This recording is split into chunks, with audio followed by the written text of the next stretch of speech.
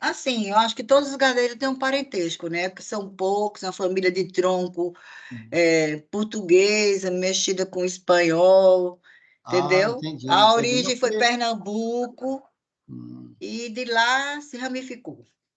Mas eu sou Doutora Catarina, pernambucana, bom de dia. Não, Goiânia. eu pergunto assim porque eu fui Doutora juiz Natália, bom dia. em Picos por 10 anos e lá eu Ô, conheci uma família Marcelo, gadeira bom lá. dia. Vamos começar a nossa sessão. Bom Já dia, Bom dia, desembargador desembargador Ricardo. Ricardo. Bom Ô, dia, colega Bom desembargador. dia. dia. Ricardo Gentil, o seu som está baixinho. Ricardo, Ah, desembargador sua Gentil, câmera. seu som está baixo. Ah, Sua câmera está pronto. Pronto, Ricardo Gentil, velho. Estamos aqui para servir. melhorou o som aí? Melhorou. Bem, pois eu vou cumprimentar de novo, porque na hora estava uma conversa boa aí entre o Costa Neto e a doutora Catarina. Desembargador Fernando, Das bom dia. origens, das Desembargador Costa Neto. origens. Bom dia, doutora Catarina, doutor Marcelo, bom dia.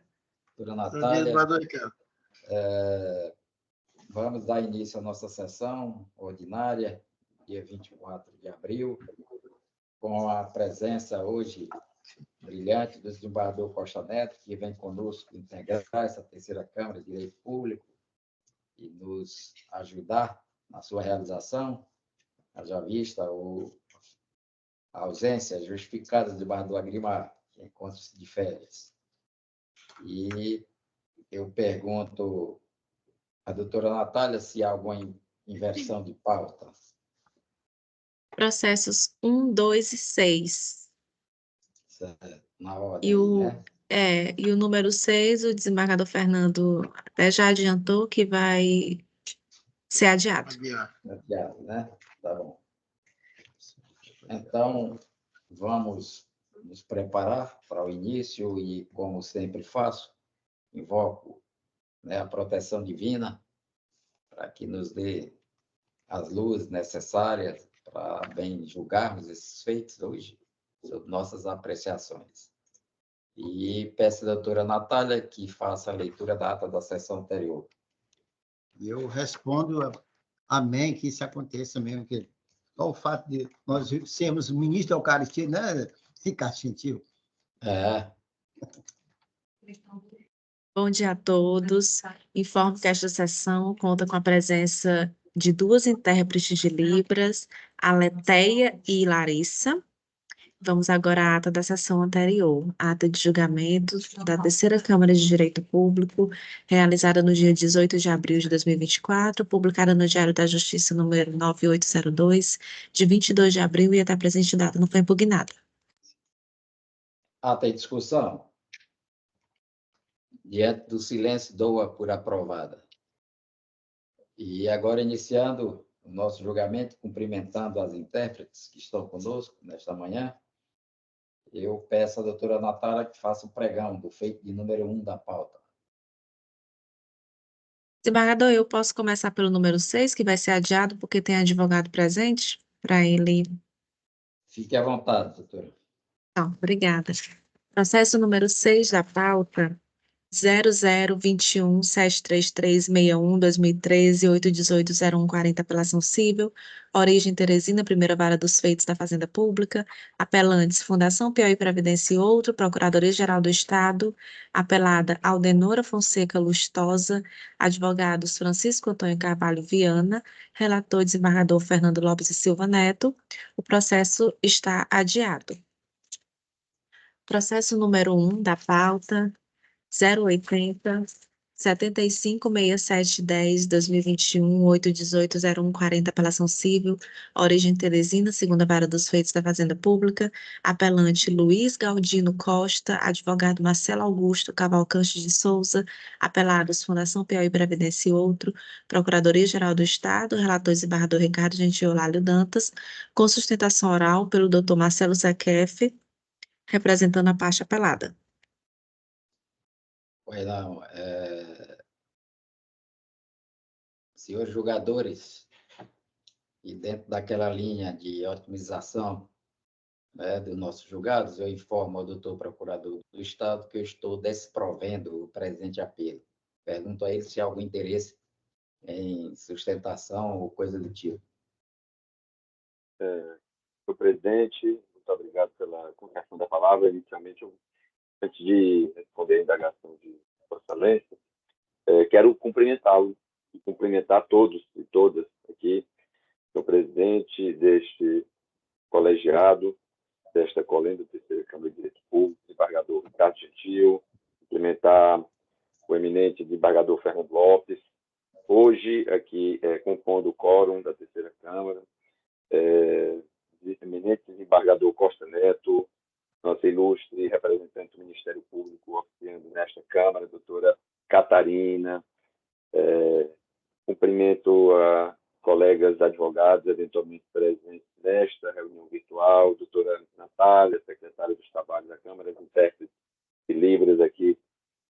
Muito bom dia a todos. Senhor presidente, diante da manifestação de Vossa Excelência e atento e confiante também nos precedentes deste egresso Tribunal de Justiça, e em quase uníssono vem rechaçando pretensões análogas, tendo, portanto, que o mais prudente, né, e recomendável é acompanharmos, então, atentamente a leitura do voto de Vossa Excelência, né, deste julgamento, portanto, nos abstendo da sustentação, naquela linha que propomos nas sessões anteriores para otimizar o julgado. Obrigado. Muito bem. Então, senhor julgador, doutora procuradora, o relatório está aí disponibilizado e eu conheço do presente apelo em razão do integral cumprimento, né, de seus requisitos. Com relação ao mérito e de acordo com o que for relatado, pretende o apelante militar da reserva ver reformada a sentença que julgou improcedente a ação ordinária acumulada com a obrigação de fazer danos materiais e pedido de tutela movida em face do ora apelado, de modo que lhe seja assegurada a incorporação da gratificação de representação de gabinete, que afirma ter direito, e que, no seu dizer, deveria ter sido incorporada quando de sua passagem para a inatividade. Enuncio desde logo que o inconformismo do recorrente não merece prosperar. De início, impende assinalar que a gratificação de representação de gabinete encontra previsão legal no artigo 62 do Estatuto dos Servidores Públicos Civis do Estado do Piauí, Lei Complementar Estadual 13 de 1994, tendo inclusive vedada a sua incorporação. Por oportuno, transcrevo o aludido dispositivo. Artigo 62, a gratificação de representação de gabinete será concedida aos servidores requisitados para servir junto à Governadoria do Estado, à Vice-Governadoria e na estrutura básica do Serviço Social do Estado, SERS. Parágrafo 1º, a gratificação de que trata este artigo será calculada mediante aplicação do percentual de 100% sobre o vencimento do cargo efetivo do servidor. Parágrafo 2º, na hipótese do servidor ocupar cargo ou função de chefia e assessoramento, poderá optar pelo valor correspondente à remuneração do respectivo cargo ou função para o qual foi nomeado. Parágrafo 3º, em nenhum caso, o valor da gratificação poderá exceder a atribuída ao cargo em comissão de maior símbolo. Parágrafo 4º, a gratificação prevista neste artigo não será incorporada ao vencimento para qualquer efeito, nem poderá ser percebida cumulativamente com a gratificação pela prestação de serviços extraordinários. Fecho aspas. No outro quadrante, com o início da vigência da Lei Complementar Estadual 33 de 2003, restou vedada, à luz de seus artigos 5º e 6º, doravante transcritos, a vinculação da gratificação de representação ao soldo dos cargos dos policiais militares do Estado do Piauí. Artigo 5º, é a seguinte a redação: fica vedada a vinculação de quaisquer vantagens remuneratórias ao soldo dos cargos dos policiais militares e bombeiros militares do Estado do Piauí. Parágrafo 2º, a redação deste artigo aplica-se aos proventos de inatividade e às pensões. Artigo 6º, a vedação do artigo 5º aplica-se, dentre outros, às seguintes vantagens: e inciso 5º, gratificação de representação. Fecho aspas. Neste passo, não se pode perder de vista ainda que o artigo 77 da Lei 5.378 de 2004, a seguir transcrito, enunciou expressamente a absorção da devida gratificação de representação pelo soldo, deixando de ter fundamento, assim, o seu pagamento como parcela destacada. Diz o artigo 77, o soldo criado nesta lei compreende e absorve os valores da gratificação de remuneração, da gratificação de defunção policial e risco de vida da indenização de compensação orgânica, da indenização de auxílio, moradia e do soldo estabelecido pela Lei 5.210, de 17 de setembro de 2001, fecho aspas. Registre-se, sim, que, em razão da superveniência da Lei Estadual 6.173, de 2012, a remuneração dos militares passou a ser aplicado, a remuneração dos militares passou a ser aplicado o regime de subsídios, caracterizado por materializar-se, em regra, mediante parcela única. É de se acrescentar que, embora o aludido diploma legal elenque determinadas verbas, cujo pagamento não é excluído pela percepção do subsídio, tal previsão não contempla a gratificação objeto da presente demanda. É de se pôr em relevo ainda que a multicitada gratificação não possui caráter genérico, tampouco é paga de forma indistinta a todos os militares, possuindo, em verdade, cariz pro labore faciendo, o que aponta para o seu pagamento como retribuição decorrente de serviço efetivo e concretamente prestado, e para sua extensão para sua não extensão aos inativos. Como se não bastasse, cumpre destacar, por outro enfoque, que o Supremo Tribunal Federal, no exame do recurso extraordinário 563.965, com repercussão geral reconhecida, reafirmou a jurisprudência de que não há direito adquirido a regime jurídico ou à fórmula de composição da remuneração dos servidores públicos, desde que é assegurada a irredutibilidade de vencimentos. Peço permissão para não fazer a leitura da emenda, né, de autoria da ministra Carmen Lúcia. No mesmo sentido, o Superior Tribunal de Justiça já se manifestou de que, consoante jurisprudência desta Corte Superior e do Supremo Tribunal Federal, o servidor público não possui direito adquirido, etc., etc. Relatoria ministro Benedito Gonçalves.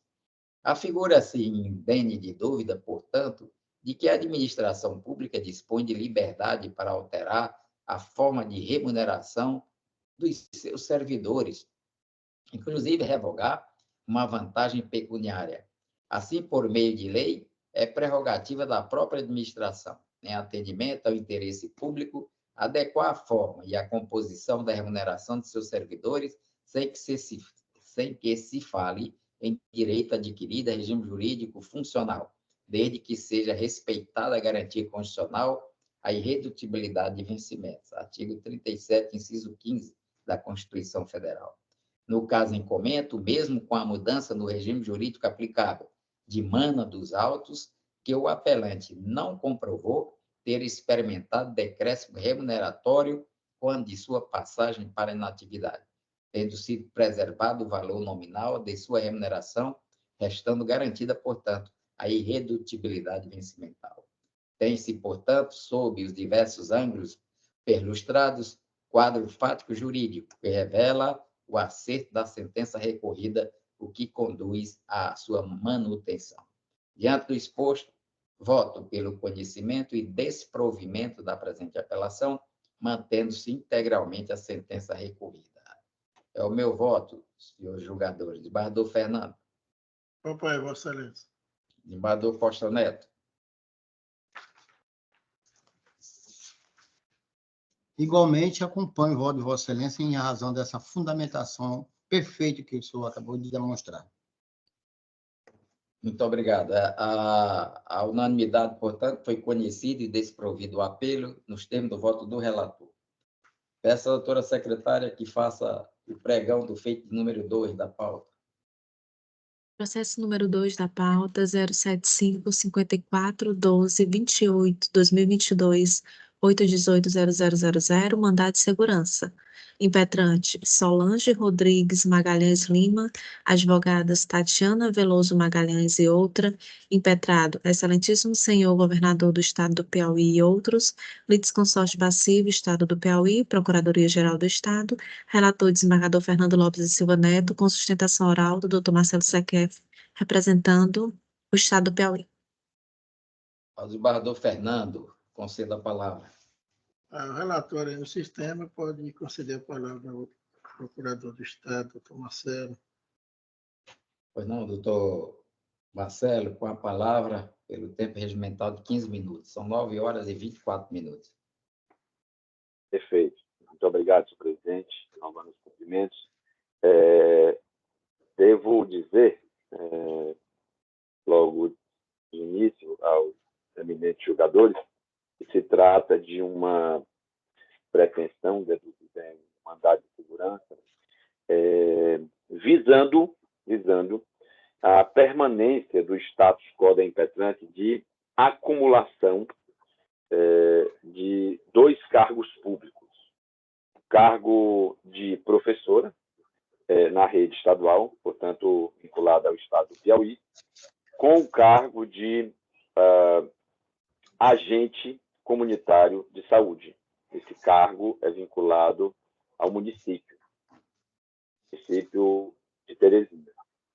Pois bem, foi instaurado um processo administrativo disciplinar em desfavor da impetrante, justamente pela constatação, pela comissão de acúmulo de cargos vinculada à Secretaria de Estado da Administração e Previdência, uma análise que foi feita, e a conclusão a que chegou essa comissão foi de que o cargo de agente comunitário de saúde, ele não se reveste do caráter técnico, tal como a Constituição Federal, senhor presidente, estabelece como requisito para se acumular com o cargo de professor. Pois bem, eu irei passar ao largo aqui de considerações preliminares, questões processuais, para adentrar o mérito. Eu irei otimizar o nosso tempo de sustentação para centrar toda a argumentação em torno do mérito da pretensão mandamental. E toda a análise deve partir da Constituição Federal, porque é ela que traz a disciplina sobre a possibilidade ou não de acumulação de cargos públicos. E como bem sabemos, doutora Catarina, a regra que vige no ordenamento jurídico, a regra é a vedação à acumulação, sendo a possibilidade de acumulação uma exceção, ou exceções. Então, temos, desembargador Costa Neto, o artigo 37, inciso 16, que diz: é vedada a acumulação remunerada de cargos públicos. Ou seja, essa é a regra. Exceto, então, temos como regra a vedação. E como exceções, algumas situações que, por serem excepcionais, senhor presidente, devem ser interpretadas restritivamente. É regra de hermenêutica. Exceções se interpretam de forma restrita, interpretação estrita. Então, é vedada a acumulação remunerada de cargos públicos, exceto quando houver compatibilidade de horários, observado em qualquer caso o disposto no inciso 11, a linha B, que assim enquadraria, no caso concreto, a de um cargo de professor com outro técnico ou científico. Né? Vou me ater só a essa hipótese, porque é aquela que pode guardar consonância com a situação jurídica da parte impetrante. Pois bem, em complemento a essa disposição constitucional, temos o Estatuto do Servidor Público do Estado do Piauí, foi citado até no voto de Vossa Excelência, desembargador Ricardo, no processo anterior. Vossa Excelência invocou o Estatuto, e aqui mais uma vez o Estatuto, que, corroborando, como não poderia ser diferente, a disposição constitucional, diz no artigo 139 é vedada a acumulação remunerada de cargos públicos, ressalvados os casos previstos na Constituição Federal. Pois bem, é importante deixar explicitado o devido contexto fático, porque essa detecção de acumulação indevida de cargos por parte da impetrante, ela ocorreu por ocasião do pedido de aposentadoria em um dos cargos.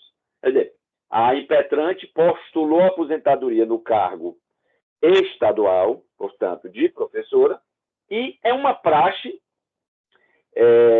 no fluxo do processo de aposentadoria, submeter o processo previamente, eminente desembargador Fernando Lopes, a esta comissão de acúmulo de cargos, para verificar se há licitude. Porque, como sabemos, no passado, não muito longe, né, no passado não muito distante, não havia a informatização dos sistemas, a comunicação da base de dados entre entes municipais. Até hoje não temos essa comunicação perfeita para se fazer cruzamento de dados e detectar eventuais situações de ilicitude de acúmulo de cargos públicos.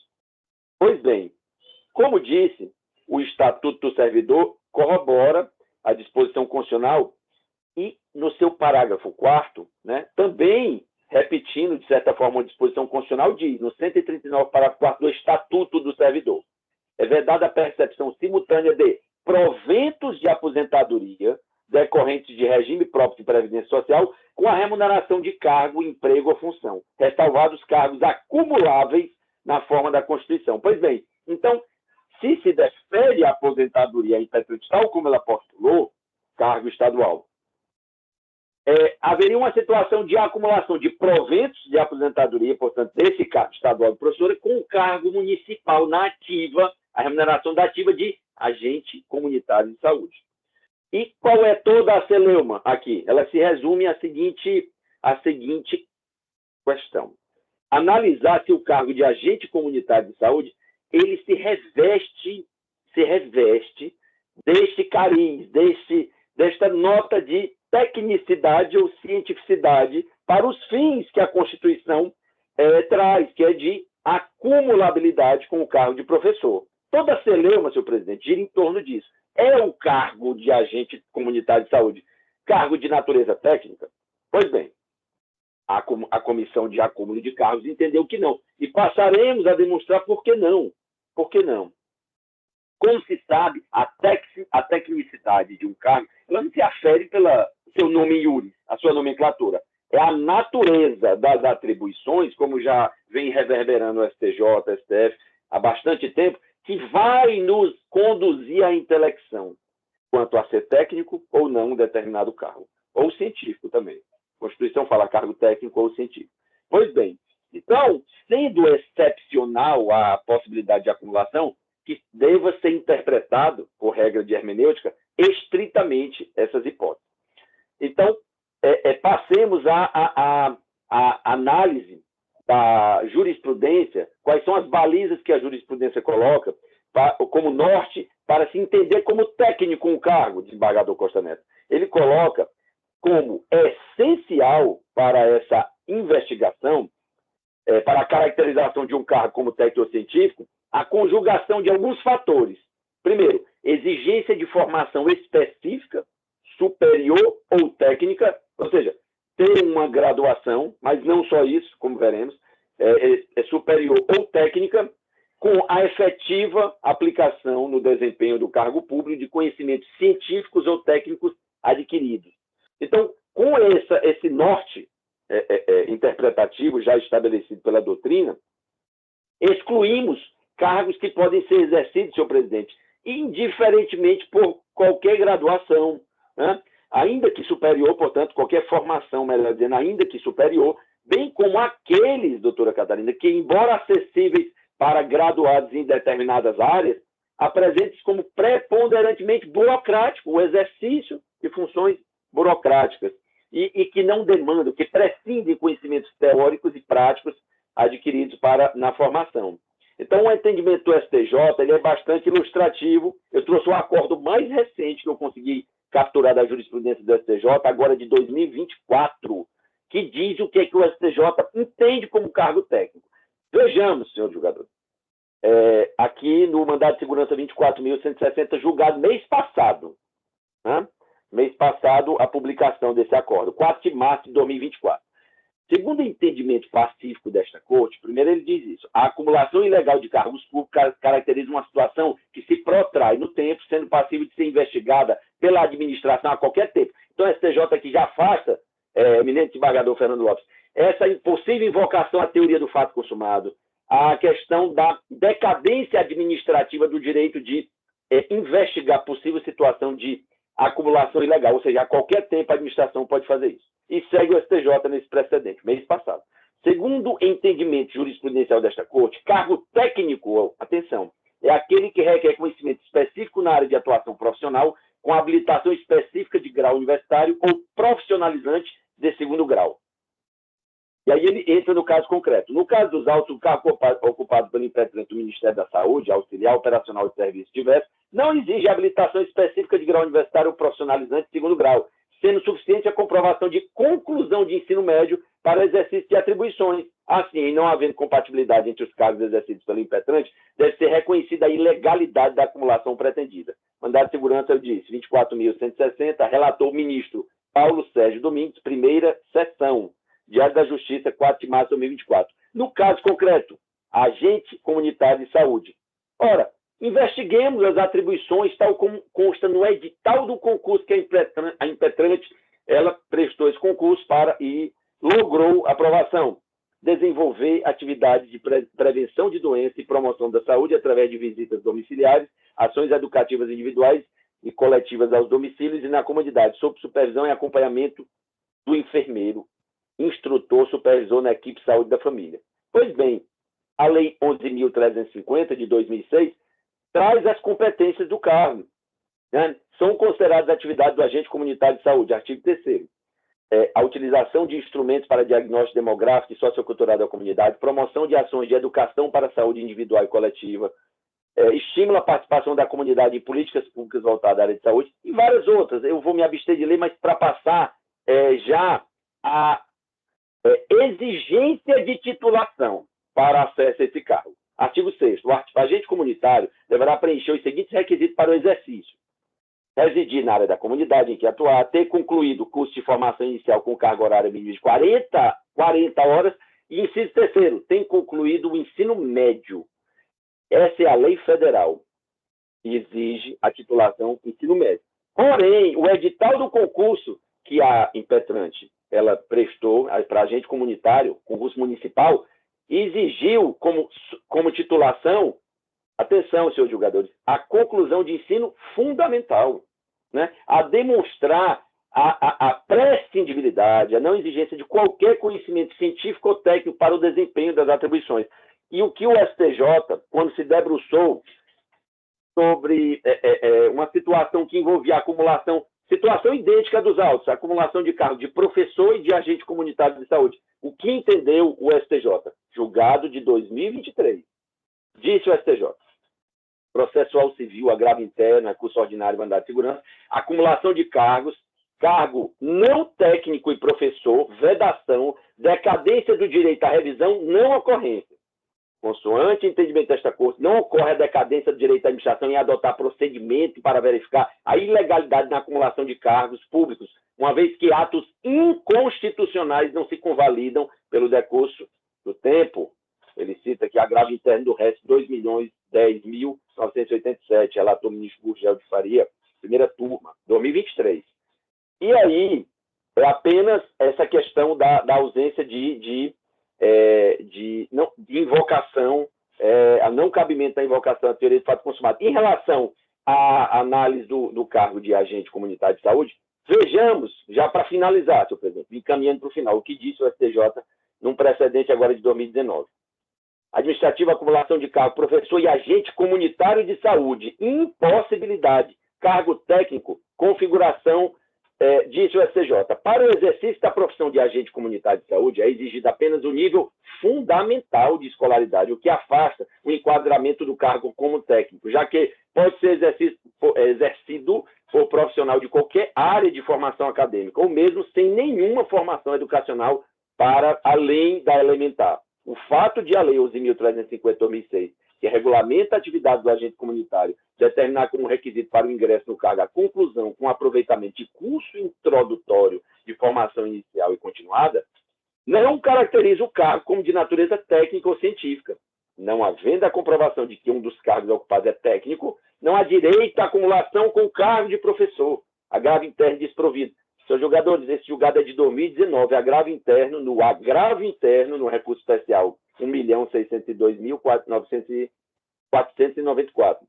Primeira turma, relator ministro Gugel de Faria, julgado em 11 de novembro de 2019. Portanto, é o STJ, senhores jogadores, intérprete último da legislação infraconstitucional, que admite, que afirma, finalizando, doutora Natália, obrigado, que afirma categoricamente que o agente comunitário de saúde e o cargo de professor são inacumuláveis e que a administração pode, a qualquer tempo, revisar, investigar essa situação de flagrante, esse é o entendimento do STJ, flagrante inconstitucionalidade, não é ilegalidade.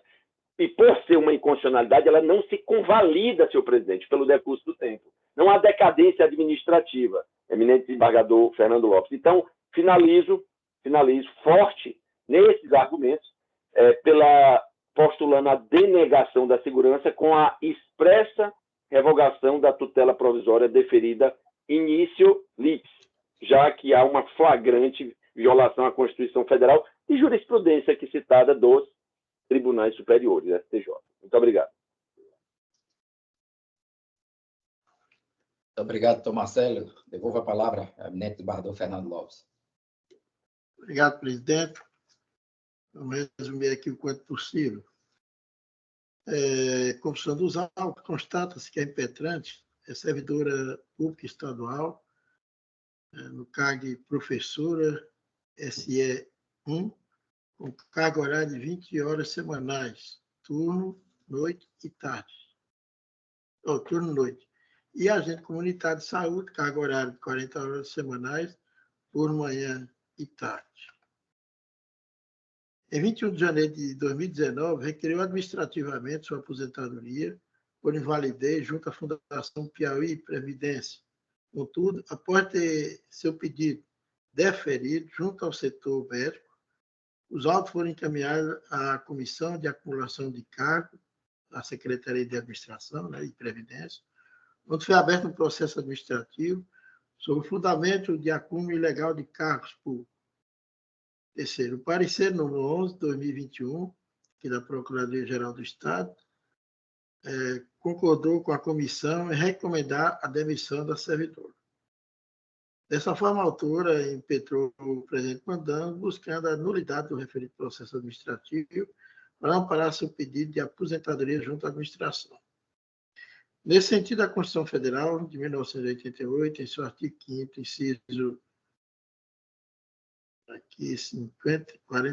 59, prevê que, entre aspas, conceder-se-á mandado de segurança para proteger o direito líquido e certo, não amparado por habeas corpus ou habeas data, quando responsável pela ilegalidade ou abuso de poder for autoridade pública ou agente de pessoa jurídica no exercício de atribuição do poder público. Fecha aspas.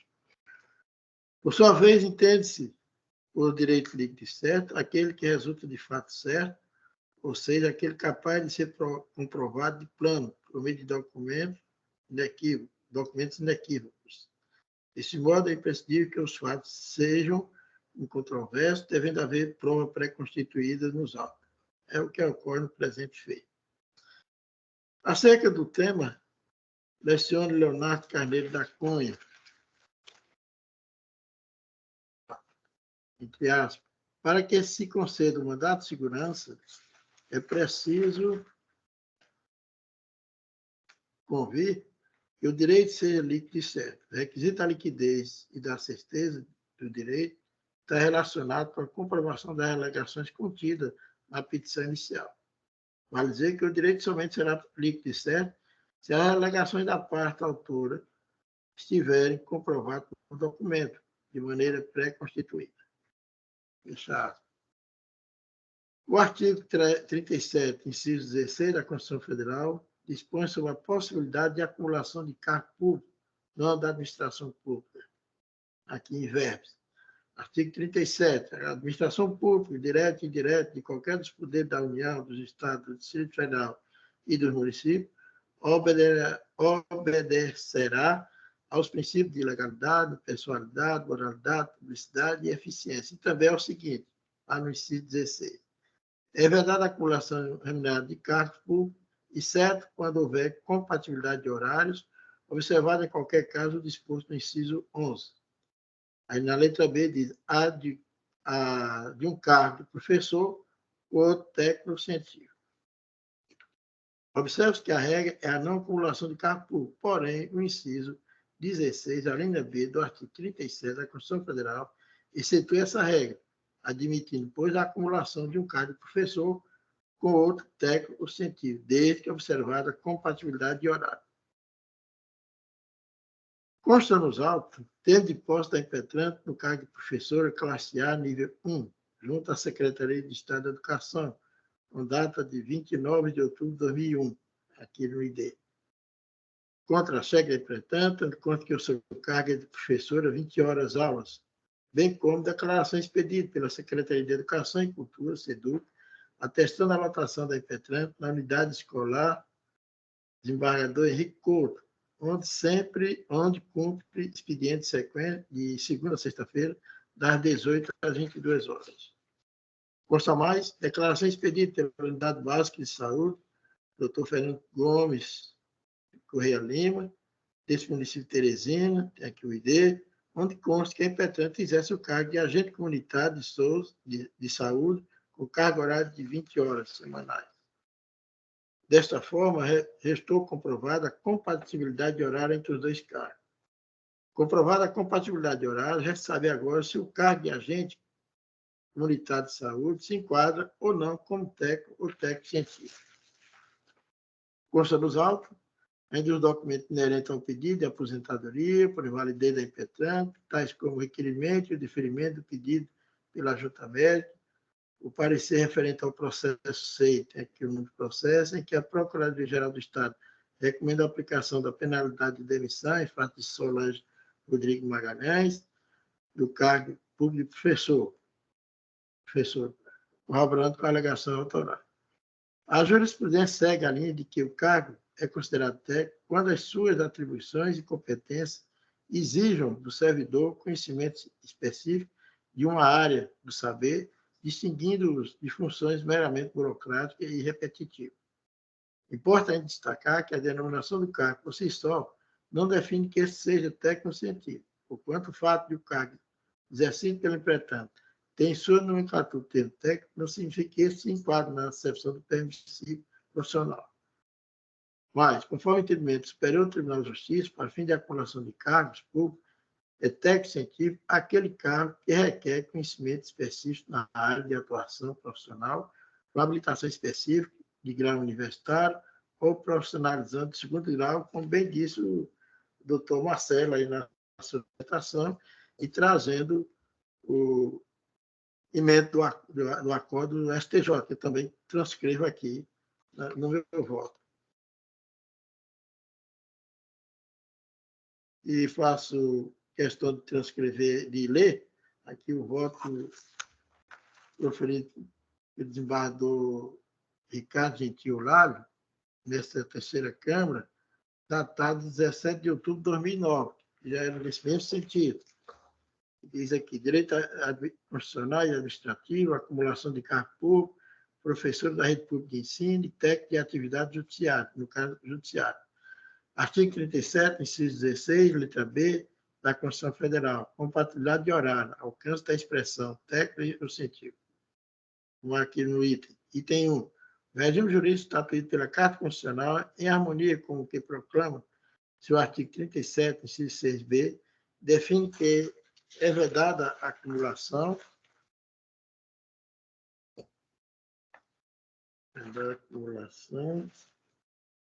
remunerada de cargo público, exceto quando houver compatibilidade de horário, sendo lícita a acumulação de um cargo de professor com outro técnico. 2.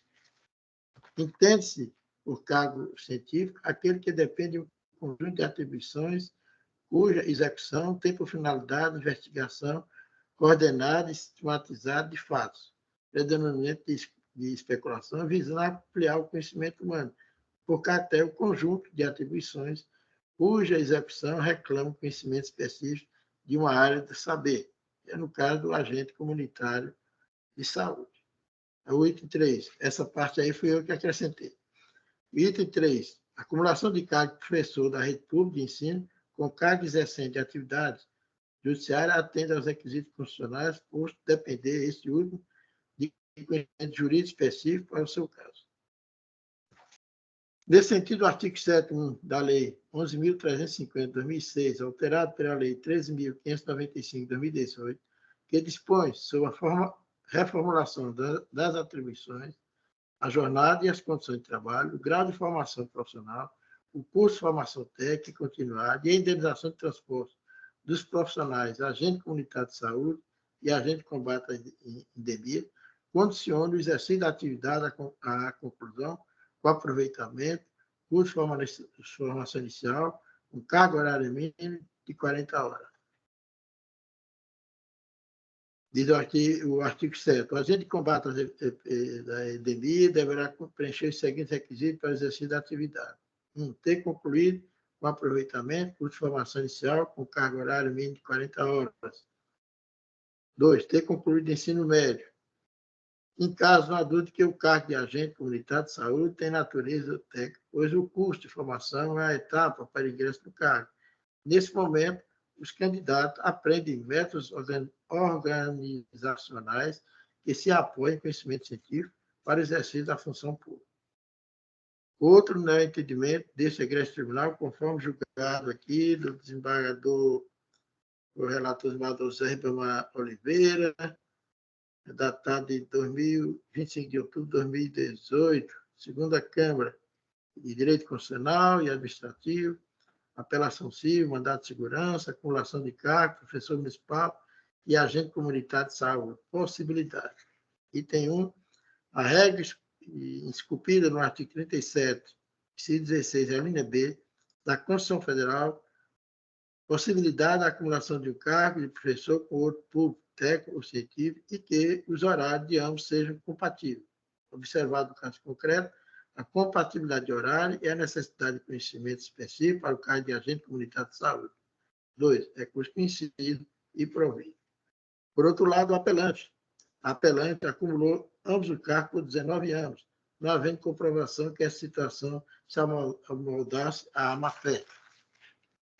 Conforme o artigo 54 da Lei 9.784, de 1999, a administração pública teria o prazo de caducidade de 5 anos para anular esse suposto ato ilícito, o que não ocorreu, de forma que, fazendo tardiamente, respeito os princípios da segurança jurídica, da boa-fé e da proteção à segurança.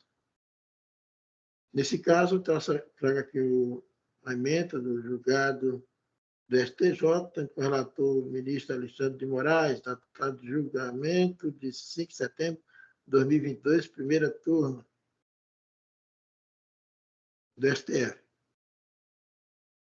Aqui é a parte que interessa. Item 2. Essa Suprema Corte admite, em situações excepcionais, a decadência administrativa na hipótese de acumulação indevida de cargo, quando verificadas a boa-fé do administrado e a inércia da administração em anular segurança jurídica, em anular atos favoráveis aos destinatários, por respeito aos princípios da segurança jurídica e da proteção da confiança. Tem outro no mesmo sentido, aqui do Tribunal de Justiça de Santa Catarina, mas peço vendo para não fazer a leitura, aí resumindo, vou. Diante do exposto, deve ser mantido pelo impetrante a acumulação dos cargos públicos, podendo permanecer titularizado no cargo de professor, como de agente comunitário de saúde, e desta forma anulando o processo administrativo disciplinar, aqui no 1999, 2020, instaurado contra Solange Rodrigues Magalhães, que tramita junto à Corregedoria Geral do Estado. Com este o presente mandando, ao tempo em que conceda a segurança indicada, em definitivo, conferir e determinar que a autoridade coautora, permite o acúmulo do cargo de agente comunitário de saúde como professor pela Impetran. Sem honorários, manter do artigo 512 do STF, 105 do STJ e artigo 25 da Lei 2016, 2009. Não houve manifestação do parecer do Ministério Público. E esse é o meu voto também, desembargador Ricardo e desembargador Costa Neto. Pois não, senhor relator, desembargador Costa Neto, doutor Marcelo, doutora procuradora.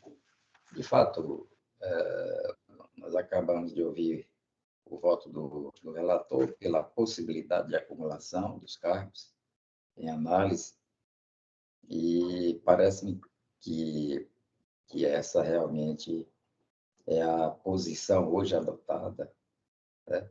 Especialmente com o advento da lei, né, 14.536, né, de 2023. Né? Então, qualquer entendimento anterior a este, inclusive essa jurisprudência fora citada pelo doutor Marcelo, eu acho que ela estaria superada, né, em razão desta lei. Inclusive, essa mesma lei, senhores jogadores, ela embasa o entendimento do Tribunal de Contas do Estado do Piauí. O Tribunal de Contas, ele emitiu uma cartilha, né, que serve de orientação para análise dessas acumulações, né? E para o Tribunal de Contas, portanto, né, e baseado nessa lei, é perfeitamente possível a acumulação de tais cargos. Eu vou até fazer a leitura aqui desse entendimento. Pois não? Senhor presidente, é só um esclarecimento dessa lei. Essa lei, inclusive, é um esclarecimento realmente do que Vossa Excelência trouxe aqui, a Lei 14.136 de 2023. De fato, essa lei trouxe um permissivo aos agentes comunitários, mas percebam, ela trouxe a permissibilidade de acumulação de cargos por parte dos agentes comunitários de saúde pelo permissivo da linha C da linha C do inciso 16 do artigo 37, que fala duas profissões regulamentadas na área de saúde. Então, é pelo permissivo da linha C. O que está em discussão aqui é permissivo da linha B, professor com técnico. Não trouxe essa lei nada sobre o caráter de tecnicidade de agente comunitário de saúde. Então, assim, na verdade, não houve superação desse entendimento do STJ, porque essa lei apenas diz, não, eu posso acumular, por exemplo, enfermeiro com agente comunitário de saúde. São duas profissões regulamentadas na área de saúde. Agente comunitário de saúde e, dentista. São profissões na área de saúde. É o permissivo da linha C. O que está em discussão aqui é o permissivo da linha B. Inclusive, eu vi decisões de tribunais de contas de outros estados dizendo que, após essa lei, de fato, agora o agente comunitário ele pode acumular, mas contra o cargo de saúde.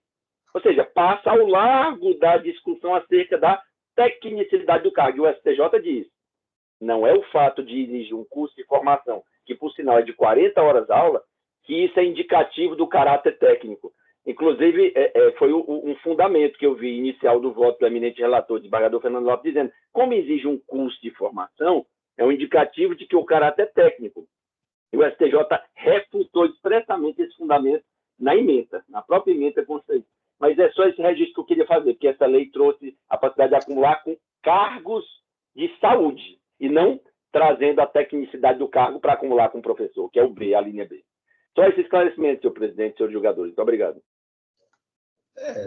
Na verdade, eu conheço essa jurisprudência que fora citado pela inaplicabilidade, pela inacumulatividade dos cargos, conforme fora citado aí pelo eminente doutor Marcelo. Eu acabo de ouvir o voto aí do relator e tive acesso a essa cartilha, né? E parece-me que o doutor procurador chama atenção para esse caso, né? Porque diz aqui o seguinte: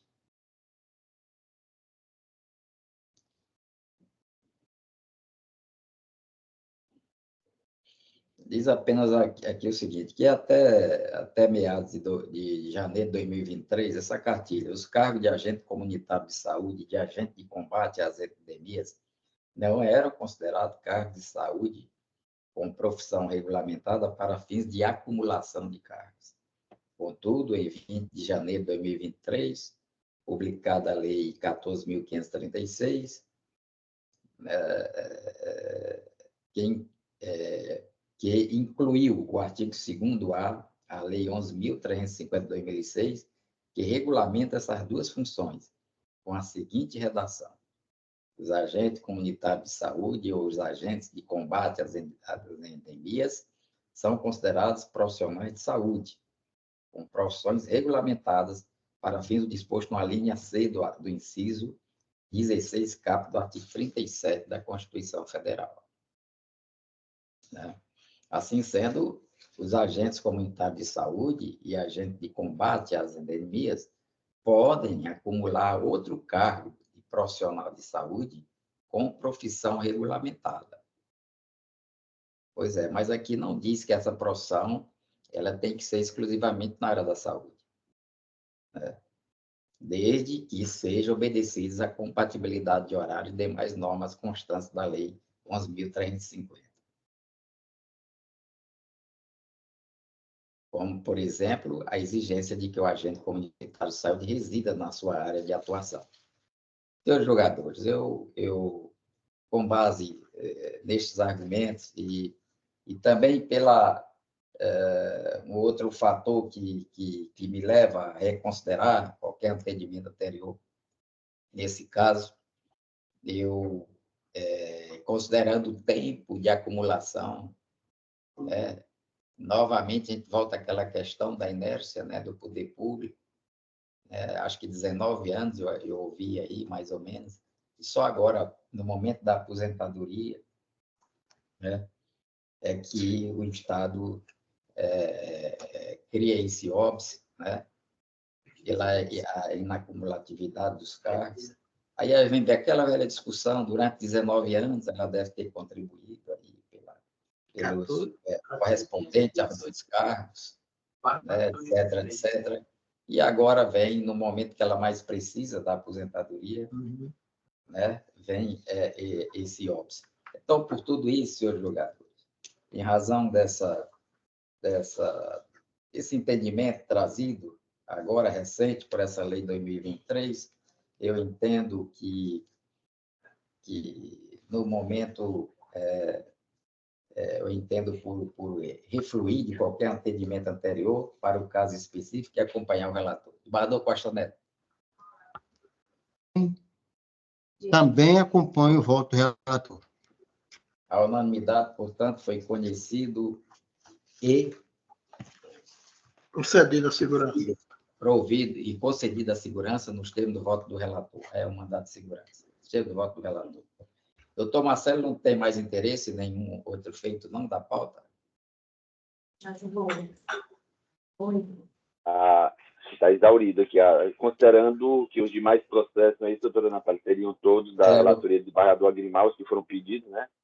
De inscrição para sustentação oral, então eu vou pedir licença a Vossa Excelência para me retirar, para que a sessão possa ter o seu segmento. Não sei se ainda vai ter sessão, acho que não sei se está exaurida a pauta, então eu peço licença para me retirar, para que Vossa Excelência dê prosseguimento à sessão, desejando um bom restante de sessão, um bom trabalho a todos, até uma próxima oportunidade. Senhor presidente, senhores jogadores, doutora Catarina, doutora Natália, um forte abraço a todos e todas, viu?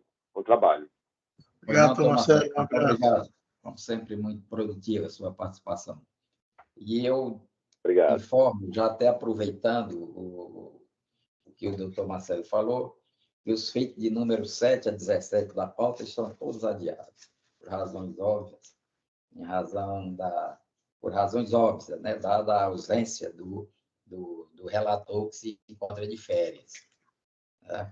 Os feitos de número 7 a 17. Se tiver alguém, eles ficam, né, adiados para a próxima pauta desimpedida. E nós vamos dar sequência agora com o feito de número 3. Peço à doutora Natália e faça o pregão. Processo número 3 da pauta 075859252-2022, 8180000, agravo de instrumento, origem Teresina, segunda vara dos feitos da Fazenda Pública, agravante Anne Caroline Santos Stedili, advogados Rodrigo Martins Evangelista e outro, agravados Estado do Piauí e outro, Procuradoria-Geral do Estado, relator desembargador Fernando Lopes e Silva Neto, sem sustentação oral. Desembargador Fernando, com a palavra. Obrigado, presidente. Trata de um agravo de instrumento. Trata de insurgência contra a decisão do juiz de direito da segunda vara do Juiz da Fazenda Pública, da comarca Teresina, de definir a liminar requerido pela agravante, no sentido de continuar no certame para participar do curso de formação do cargo de soldado da Polícia Militar do Estado do Piauí. Na inicial impetente, a dois que submeteu-se ao concurso público para o cargo de soldado da Polícia Militar do Estado do Piauí, realizado pelo Núcleo de Concurso e Promoção de Eventos no CEP da Universidade Estadual do Piauí, regido pelo edital número 2 de 2021, no qual fora aprovada nas 4 primeiras etapas. Contudo, quando a divulgação do resultado preliminar da 5ª etapa do certame, seu nome não constava na lista dos candidatos aptos, tendo como motivo a não entrega da certidão negativa de antecedentes criminais da Polícia Civil do Estado do Maranhão, lá que é maranhense. Sustenta que, ao verificar os arquivos enviados pelo sítio eletrônico da impetrada, via aqui Cloud, sei lá como é o nome aqui em inglês, constatou que o arquivo, contendo a certidão negativa de antecedentes criminais da Polícia Federal e da Polícia Civil do Maranhão, só continha a primeira página, por algum erro, mas disse que havia sido emitida em data contemporânea à data de envio do documento, no dia 11 de agosto de 2022, às 17h16. Em razão do conforme com o parecer de inaptidão, a hora agravante apresentou recurso administrativo, no entanto, foram indeferidos.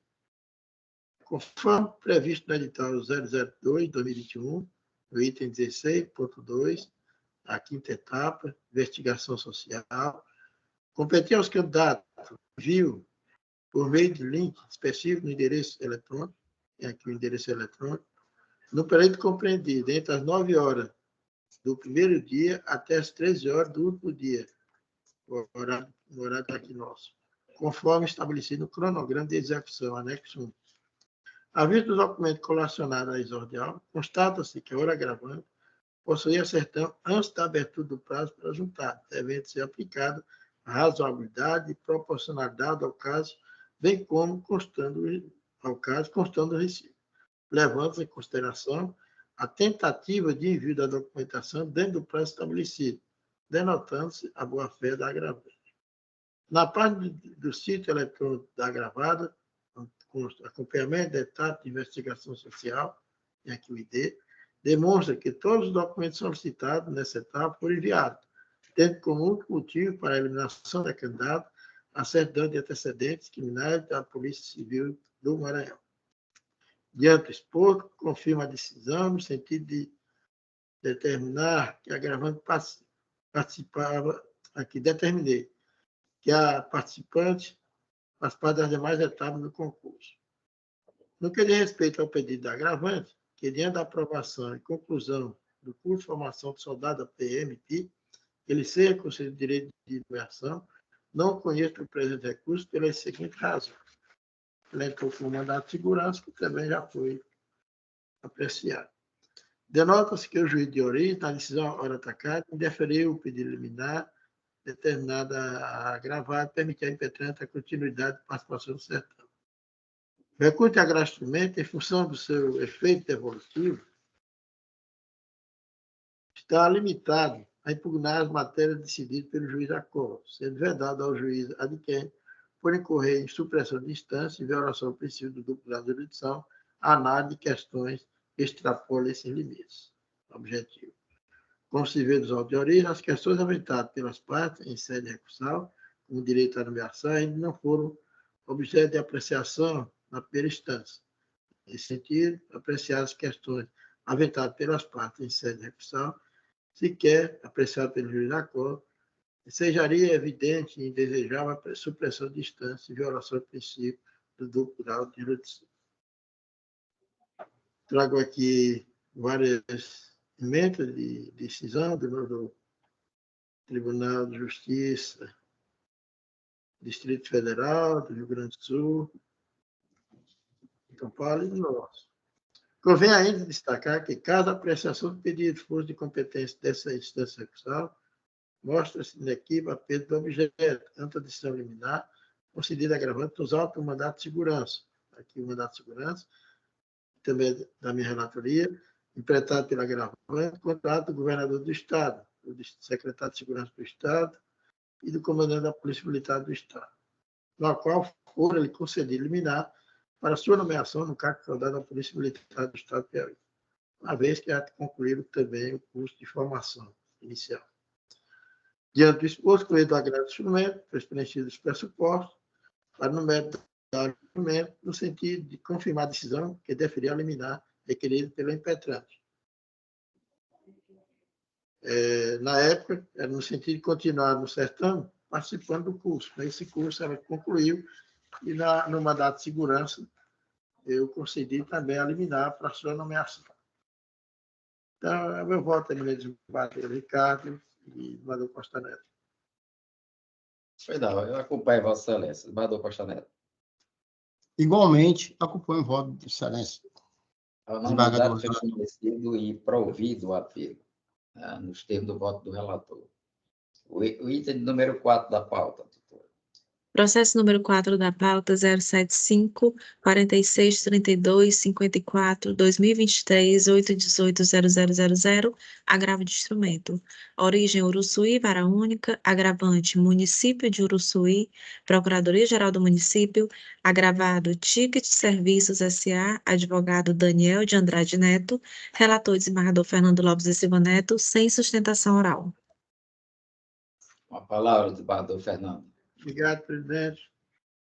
Estou conhecendo o recurso e digo no mérito. A controvérsia recursal, sem verificar se a decisão agravada consistente na rejeição da impugnação do cumprimento de sentença apresentado pelo executado, ora agravante, mostra-se correto ou não. No caso da espécie, após o trânsito julgado a sentença, que rejeitou os embargos monitórios e julgou procedente o pleito formulado na ação monitora para declarar constituído de pleno direito o título executivo judicial, a parte autora, ora embarcada, agravado, ingressou com respectivo cumprimento de sentença, requerendo o pagamento de R$ 183.994,02, apresentando, para tanto, planilha demonstrativa de cálculo. Devidamente intimado para se manifestar quanto ao pleito da exequente agravado, o executado agravante apresentou impugnação com medo de sentença, alegando excesso de execução, sem, contudo, declarar o valor que entende correto, como exige a lei. Em que pesa a alegação do executador agravante, quanto à existente suposto excesso de execução, da análise dos autos de origem, verifica-se que não cumpriu o artigo 535, parágrafo 2º do Código de Processo Civil, que assim dispõe, parágrafo 2º. Quando se alegar que o exequente, excesso de execução, pleiteia cumprimento superior à restante do título, cumprirá a executado declarar de imediato o valor que entende correto, sob pena de não conhecimento da arguição. Vez, pois, que a ausência de indicação do valor que a Fazenda Pública entende como devido na impugnação enseja o não conhecimento da arguição de excesso de execução, o existente previsão legal específica nesse sentido, não se cogitando, por conseguinte, da ocorrência de enriquecimento sem causa em favor da agravada. Nesse sentido, colacionando os seguintes julgados da Corte Superior de Justiça e Tribunal 4. Isso aqui do relatoria do ministro Moura Ribeiro, do STJ, julgamento dia 29 de maio de 2023. Processo civil, agravo interno, no agravo de instrumento e recurso especial. Cumprimento provisório de sentença, agravo de instrumento, excesso de cálculo, ausente de indicação do valor devido. Jurisprudência do STJ, agravo interno não provido. Item 1. A jurisprudência do STJ entende que a alegação de incerta execução deve vir acompanhada do valor que a parte insurgente entende ser devido, não sendo suficiente a formulação de alegações genéricas acerca da incorreção do montante devido, como ocorreu no caso. No mesmo sentido, trago também do Tribunal de Justiça do Distrito Federal. Esse peço ver para não fazer a leitura, a resumir o voto. Ademais, a alegação da parte agravante de que não houve demonstração dos critérios utilizados e comprovação dos índices utilizados na memória do cálculo contido no cumprimento de sentença não merece prosperar, uma vez que, de acordo com a planilha de cálculo apresentada pelo exequente agravado, quando o requerimento do cumprimento de sentença constata-se que foram adotados os critérios de atualização em consonância com o decidido no tema 905 do STJ, a saber, juros de mora, segundo o índice de remuneração da cadeia de poupança e correção monetária com base no IPCA, índice aplicável às condenações judiciais de natureza administrativa, em geral, como no caso em apreço. Foi feito o Superior Tribunal de Justiça, no julgamento do recurso especial número 1.495.146, Minas Gerais, sob o rito do recurso repetitivo, editou o termo 905, fixando a seguinte tese. É um pouco grande, mas vamos lá. O item 1. Correção monetária, o artigo 1º, letra F, da Lei 9.494/97, redação dada pela Lei 11.960/2009, para fim de correção monetária, não aplicar nas condenações judiciais, importa a fazenda pública, independentemente de sua natureza. 1.1. Impossibilidade de fixação a priorística da taxa de correção monetária. No presente julgamento, o estabelecimento de índice que deve ser aplicado a título de correção monetária não implica pré-fixação ou fixação a priorística de taxa de atualização monetária. Do contrário, a decisão baseia-se em índices que atualmente refletem a correção monetária ocorrida no período correspondente. Nesse contexto, em relação às situações futuras, a aplicação dos índices de encomenda, sobretudo NPC e PCA, é legítima, enquanto tais índices sejam capazes de captar fenômeno inflacionário. 1.2. Não cabimento de modulação dos efeitos da decisão. A modulação dos efeitos da decisão, que declarou inconstitucional a atualização monetária dos débitos da Fazenda Pública com base no índice de oficial da remuneração de caderneta de poupança no âmbito do Supremo Tribunal Federal, o objetivo é reconhecer a validade dos precatórios pedidos ou pagos até 25 de março de 2015, impedindo, desse modo, a rediscussão do débito baseado na aplicação de índices diversos. Assim, mostra-se cabida a modulação em relação aos casos em que não ocorrer expedição ou pagamento precatório. 2. Júri de mora, o artigo 1º, letra F, da Lei 9.494, com redação dada pela Lei 11.960/2009, na parte em que estabelece a incidência de juros de mora nos débitos da Fazenda Pública, com base no índice oficial de remuneração da caderneta de poupança. Aplica-se a condenação imposta à Fazenda Pública, excepcionadas as condenações oriundas de relação jurídica tributária. Índice aplicável a depender da natureza da condenação. 3.1. Condenações judiciais de natureza administrativa em geral. E segue aqui com muitas explicações da Anitta enorme. Dessa forma, não tendo o ente público demonstrado objetivamente o valor entendido como correto, tampouco constatado o alegado certo de execução, torna-se imperiosa a manutenção da decisão de primeiro grau, que rejeitou a impugnação e cumprimento de sentença, apresentada pelo executado ora agravado. Com êxito do presente agravo, inédito provimento, mantendo a decisão agravada em todos os seus termos. Mando da ciência ao juiz de origem. Não houve parecer do Ministério Público. Eu voto. Eminente desembargador. Nós, eminente relator, eu acompanho Vossa Excelência. Desembargador Costa Neto. Também acompanho o voto do relator. Então, aí foi conhecimento e... Negado provimento. E desprovido, não é isso? Isso. Isso. Foi desprovido o apelo nos termos do voto do relator. Item número 5 da pauta, doutora. Processo número 5 da pauta, 075-3199-49-2022-818-0000, agravo de instrumento, origem Teresina, quarta vara dos feitos da Fazenda Pública, agravante Estado do Piauí, Procuradoria-Geral do Estado, agravado IP, Indústria de Móveis Eireli, advogada Isa Araújo Gonçalves, relator desembargador Fernando Lopes de Silva Neto, sem sustentação oral.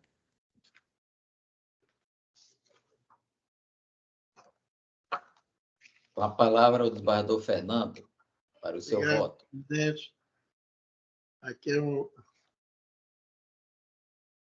também um agravo de instrumento, agravante do Estado do Piauí, agravada IP Indústria de Móveis Eireli. Desde como cerne do presente recurso, análise da possibilidade ou não de reforma da decisão recorrida que suspendeu a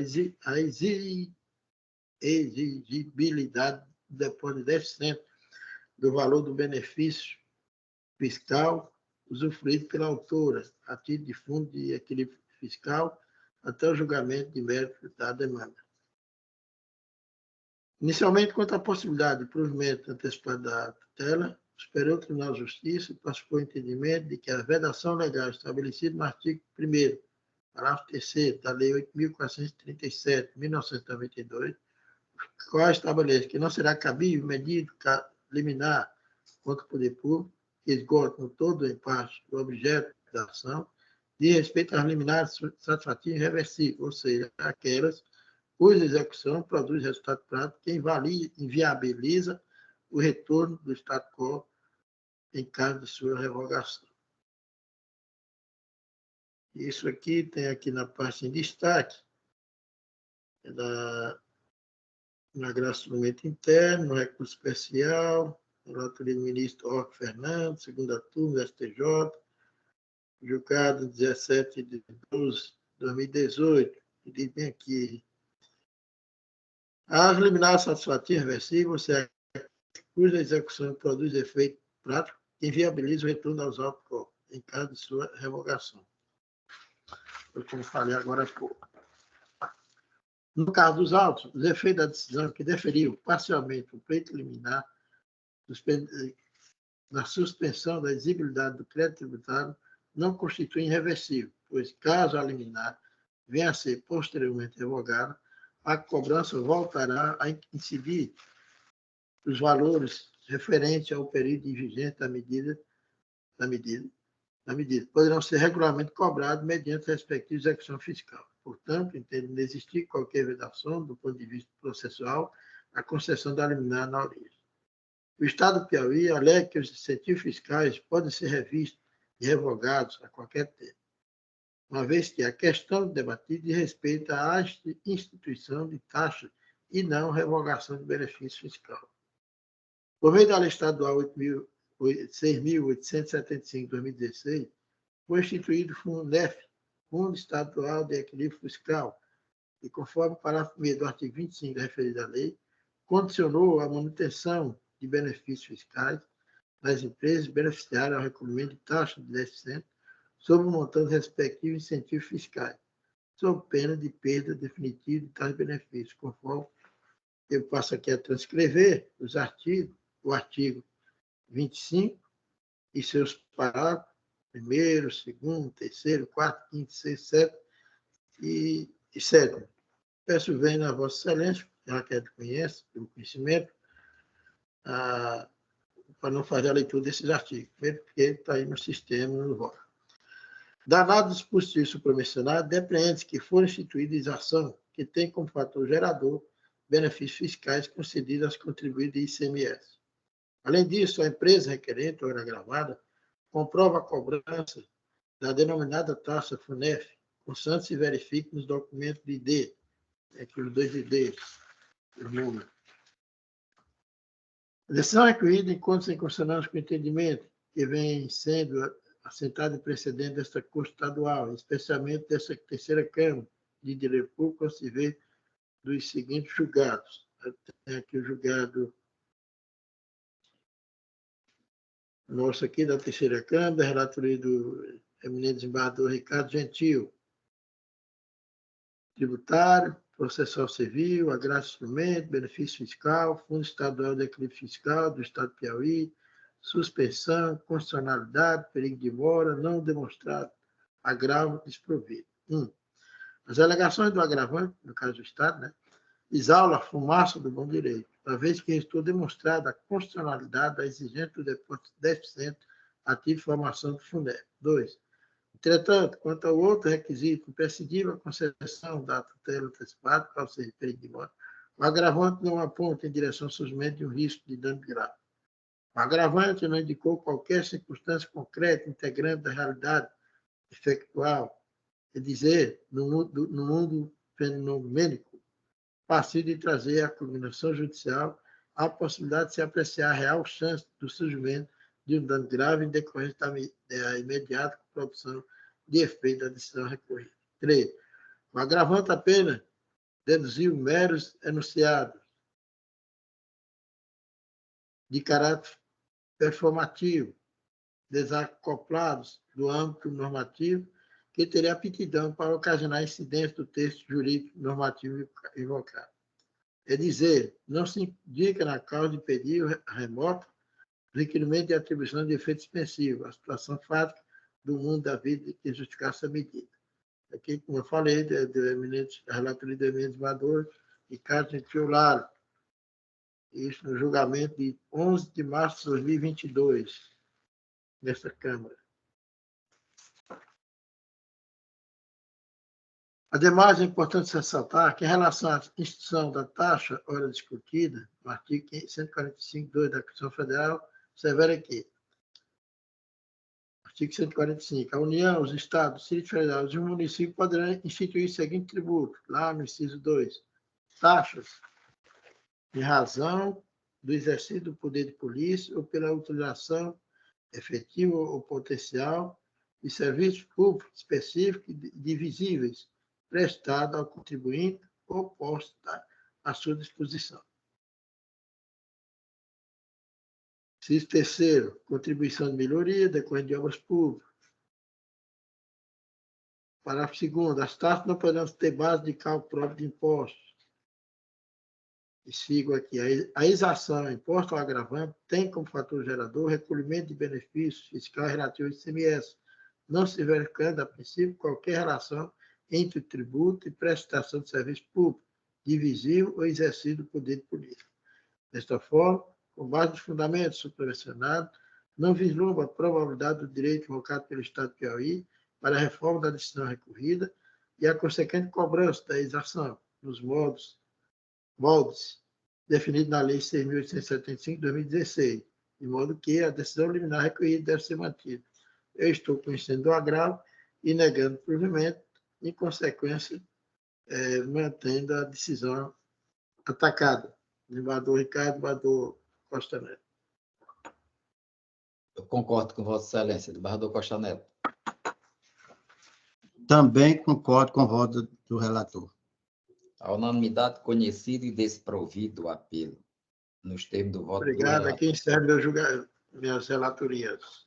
Obrigado. E também está encerrada a pauta desta manhã, já visto o adiamento do restante dos processos, e quero agradecer o desembargador Costa Neto pela sua disponibilidade, né, de ter conosco, né, contribuído para o julgamento destes feitos e dizendo da nossa disponibilidade na retribuição. Agradecer à doutora Catarina pela sua presença, sempre marcante, agradecer à doutora secretária e meu colega, desembargador Fernando Lopes, né, com quem a gente divide essa terceira Câmara em tão boa hora. Agradeço também às intérpretes aqui que estiveram conosco, desejando a todos um feliz dia, feliz resto de quinta-feira, e já adiantando a outro também um tranquilo final de semana. Um abraço a todos. Obrigado, desembargador Ricardo. Até a próxima. Bom fim de semana já. A doutora Catarina, a doutora Natália, desembargador Costa Neto, e as intérpretes, a Letéia e Larissa, né, doutora? Sim. Muito bem. Também felicito a todos, usando as palavras do desembargador presidente, uma razão que eu estou com pressa para ir para o médico, estou meio rouco aqui, preciso me preparar para a festa de amanhã. Um abraço a todos. Tem a E um pressa feliz não. próximo fim de semana. Até Até mais. Bom dia a todos. Bom Bom dia. dia. Bom dia.